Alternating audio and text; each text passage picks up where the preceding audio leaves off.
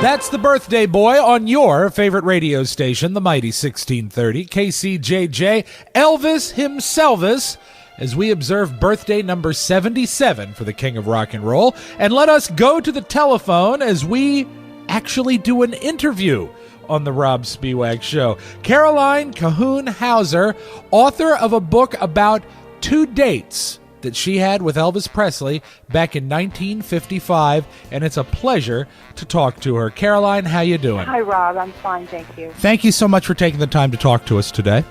You're welcome. Now, you've written a book, and I think the best way to start the interview is to ask you about the title. Why do you call the book How About a Date? After the concert, the first time I met Elvis was in August of '55, and after the concert, he wrote a note to me on an autograph book, which belonged to a friend, and he said, "How about a date, huh? Answer yes or no, Elvis Presley." Since I still have this note, I don't know how I've managed to keep up with it, but I still have it, and I thought it would be just kind of an appropriate title because that's how it started. I think we're burying the lead there, is that the fact that, yes, you met Elvis Presley, and the time that you met him was, this first date, was it August of 1955? Yes, it was August 2nd, 1955. And a very fortunate time to have met Elvis, because he was sort of in a career transition in that summer of 1955, right? Yes, it was a very important time in his career. But on that date, his parents came along to see the show, and I wondered why. I met them afterwards, and I wondered why they were there. But it seems that he was still underage, and Colonel Parker was trying to get him to sign over the contract represent him. So that's why his parents were there. So the day you met Elvis Presley, they were actually putting the wheels in motion to make him from a local recording artist at Sun Records to make the jump to where he would ultimately end up with RCA. Yes, actually that. And the second date that I had with him, that the check was in the mail at that moment going to buy out his contract. Wow. For RCA Victor. That's amazing, because that really is not just 2 amazing moments in his life, but really moments that would change pop music as we know it. Yes. Really. The thing, I think one of the most surprising things that I found in your book, which by the way is called How About a Date, Caroline Cahoon Hauser wrote this. You can get it on Amazon, and I have the link at my website. Anyone who loves Elvis would love this book, so please pick up 5 copies.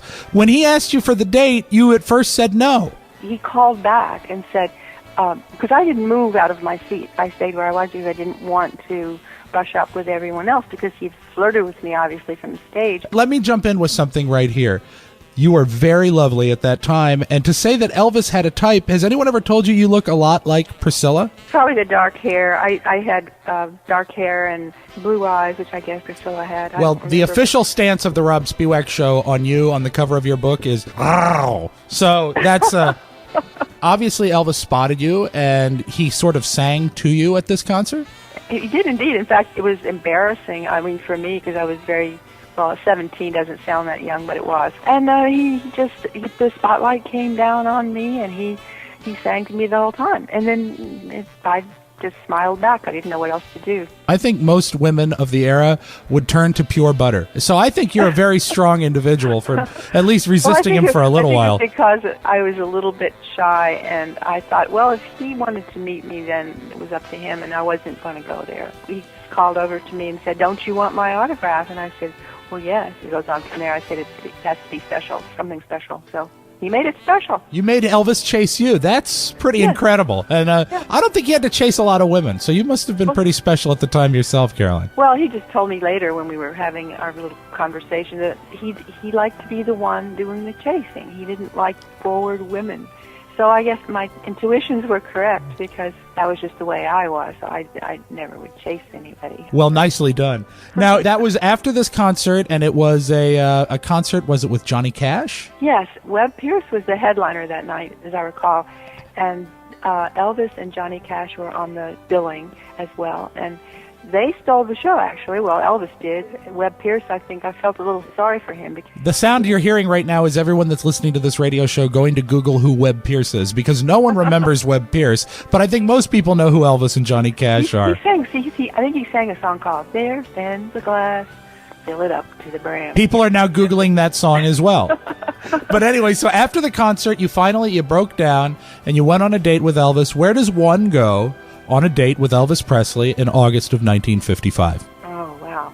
Wasn't very fancy, I'll tell you that. It was a little diner that was along the highway.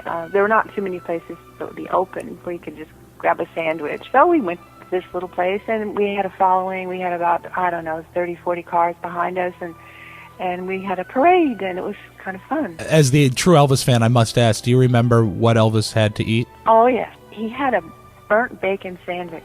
He actually, when the waitress came and he said he was starving and he wanted burnt bacon, he said, "Tell the chefs I want it burnt." So I thought that was very amusing, and I said, "Well, why? Why do you want it burnt?" And he said, "I like it that way," because he said, "My mother used to burn it every morning, and it got where I said I liked it burnt." So anyway, that was funny, I thought. That's cool, and that is something to, wow. You're a first-person observer of the burnt bacon phenomenon. I think the next time I go to a restaurant, I'm going to order me some burnt bacon. Yeah, I've tried it. It's pretty good. Now, one of the things that I found fascinating is when you went on this date, Elvis played his own record on the jukebox. I don't think he played it, but everyone else played it. It was blaring on this big, gaudy jukebox in the corner, or right in front of us as we walked in. And he said to everyone, let's party, put some money in that. And so he was singing along with himself, and he did that on the radio later, too. At any moment, did you realize just how cool it was to listen to Elvis singing along with Elvis? Yeah, I thought that must be really a neat feeling, a great feeling to have, to be able to harmonize with yourself, sing along, with everybody around, gathering around. And the restaurant was packed with people, and they were all watching him, and he was pretty cool about it. He was pretty nonchalant. He sat there with me, talked, and we were just kind of by ourselves, even though there were lots of people around. Very, very cool. We were talking to Caroline Cahoon-Hauser, author of the book How About a Date? Encounters with the Young Elvis. Let's hear that very record in question. I believe the label actually read Elvis Presley with Scotty and Bill. Here's That's All Right Mama on KCJJ. Well, that's all right.